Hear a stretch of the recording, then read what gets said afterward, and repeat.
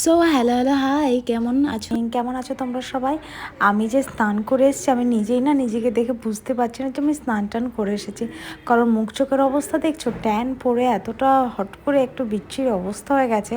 আর কালকে হয়েছিল না আমার সারা রাত ঘুম। আর তোমরা তো দেখেছো আমি আগের দিন গেছিলাম রানাঘাটে, আর তারপরে আবার মেলাতে। তো ওই সব ঘোরাফেরা করে ঠিক মতন ঘুম টুম না হয়ে চোখ মুখের এই অবস্থা। সো যাই হোক, আজ ছিল মানডে, আর সোমবার সকাল সকাল আমি স্নান টান করে এখন চলে যাব মহাদেবের পুজোর জন্য। আর এখন কিন্তু অলমোস্ট বাজে 4:25 মতন, মানে ভোর 4:25 মতন। আর পুজোটা দিতে একটু মানে সময় তো লাগেই, ওই জন্য একটু তাড়াতাড়ি করে উঠে পুজোটা দিয়ে নিচ্ছি, বিকজ আজকে কিন্তু আমি সারাদিন থাকবো খুব ব্যস্ত। তো যাই হোক, সকালবেলা আমি ওদিকে সমস্ত কিছু রেডি করে এখন একটু মহাদেবকে স্নান করিয়ে নেব। তো প্রথমেই তো তোমরা জানো এই যে পঞ্চামৃত দিয়ে যেটা স্নান করায়, তো এগুলো আমি ধীরে ধীরে একে একে মানে ঘি, মধু, দই আর দিয়ে নিয়েছিলাম চিনি। এই পঞ্চামৃতটা ভালো করে মাখিয়ে নিয়েছিলাম আমি আমার ভোলানাথকে। আর তারপরে কিন্তু ওপরে দুধ আর তারপরে একটু গঙ্গা জল দিয়ে ভালো করে স্নান করে নিয়েছিলাম। আর মহাদেবকে আমি চন্দনটা গঙ্গা জলের মধ্যেই দিয়ে নিয়েছিলাম।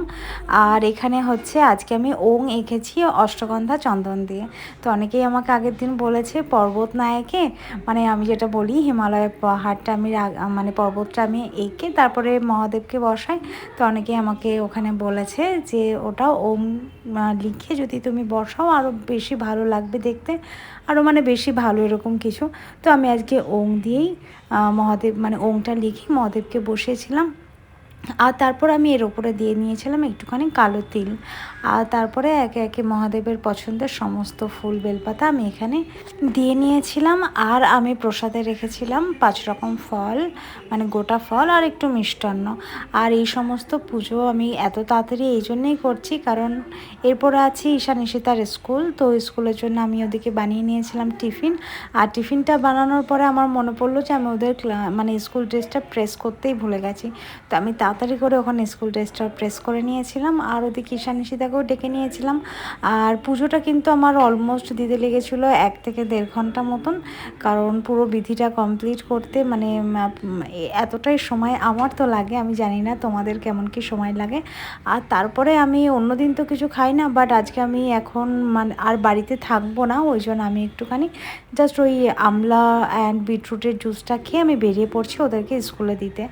আর বাইরে কিন্তু ছিটাফোঁটা বৃষ্টির মতন পড়ছে। তো তারপরে ওটা কমার পরে আমি তাড়াতাড়ি করে ওদেরকে স্কুল থেকে দিয়ে এসেছি। আর স্কুল থেকে দিয়ে এসেই আমি কিন্তু ওদিকে আবার মাকে নিয়ে বেরিয়ে পড়েছিলাম দিশা হসপিটালে, যেখানে আজকের ডেটটা দিয়েছিল মায়ের চোখের অপারেশন হয় বলে। আর সেই জন্যেই কিন্তু আমার আজকে এত তাড়াতাড়ি মানে এত সকাল সকাল উঠে সমস্ত কাজকর্ম সেরে আমি চলে এসেছি। আর এখানে আমাকে কিছু ফর্ম ফিল আপ দিয়েছিলো, ওগুলোই আমি ফিল আপ করে নিয়েছিলাম। আর আমাকে কিন্তু বলেছিলো 8টার মধ্যেই আসতে, তো আমি তো 8টার মধ্যে চলে এসেছিলাম। ওদিকে মাকে ওটিতে নিয়ে যাবে বলে ড্রেসটা চেঞ্জ করিয়ে দিয়েছে ওখান থেকে।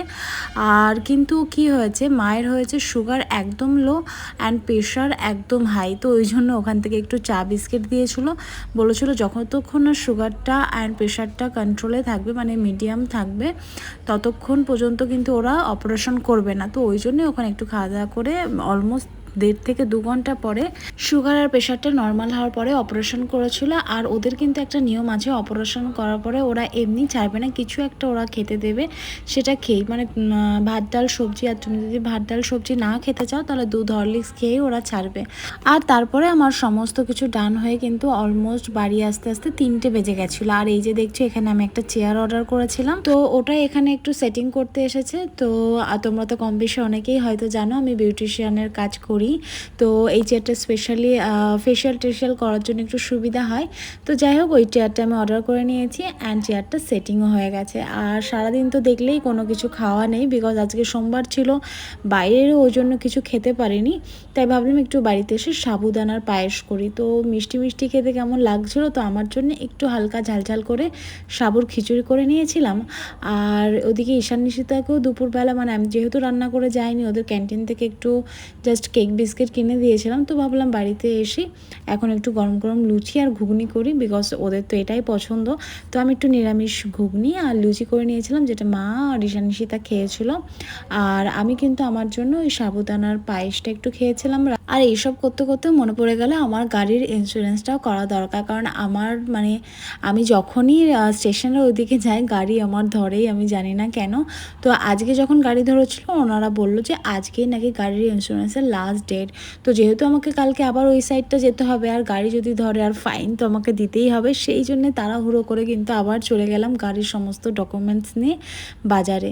তো এখন তো বাজে রাত 8:30 মতন। তো উনি বললো যে কাগজপত্র সব রেখে দিয়ে যান, মোটামুটি একটু সময় লাগবে, তো আমি আপনাকে ফোনে পাঠিয়ে দেবো। তো সেই কথা মতন আমি ভাবলাম যে সারাটা দিন এত খাটনাখাটনি করেছে, এখন আর এখানে দাঁড়ানোর সময় নেই, তো আমি গাড়ির কাগজ রেখেই দিয়ে যাই, উনি পরে আমাকে ফোনে পাঠিয়ে দেবে। তো এই তো ছিল আজকে সারাদিনের ব্লগ। কেমন লাগলো ব্লগটা অবশ্যই জানিও। দেখা হচ্ছে পরের ভিডিওতে।